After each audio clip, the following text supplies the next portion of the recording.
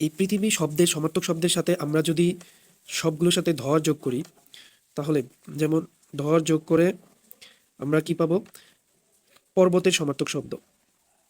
খেয়াল করবেন, আমরা পৃথিবী শব্দের সমার্থক শব্দ ভূ, ভূ, অবনী, ধরণী, মেদিনী, ধরা, মহী, ক্ষিতি এবং পৃথি, এই শব্দগুলোর সাথে ধর যোগ করে আমরা পর্বতের সমার্থক শব্দ পাবো। যেমন ভূধর, অবনীধর, ধরণীধর, মেদিনীধর, ধরাধর, মহীধর এবং ক্ষিতিধর, পৃথিবীধর।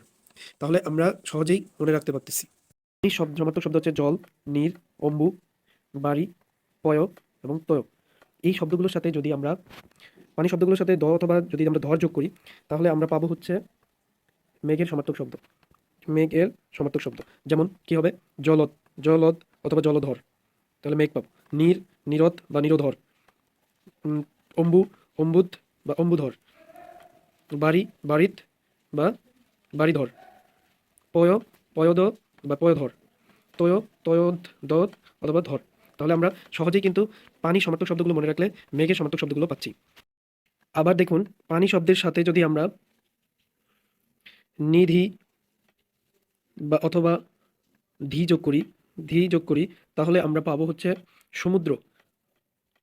এগুলো মনে রাখবেন, নিধি অথবা ধি, যেমন জলনিধি অথবা জলধি, নীর নিধি, নিরনিধি অথবা নিরোধি, অম্বু নিধি অথবা অম্বুধি, এটাকে আমরা সমুদ্র বোঝাবে। বাড়ি নিধি বা বারিধি, সমুদ্র পাবো। পয়নিধি বা পয়ধি, সমুদ্র পাবো। তয়নিধি বা তয়ধি, সমুদ্র পাবো। আশা করি বুঝতে পারছেন। এইভাবে যদি পড়েন তাহলে সমার্থক শব্দগুলো অত্যন্ত ইজি লাগবে। যদি ভালো লাগে তাহলে চ্যানেলটি সাবস্ক্রাইব করবেন।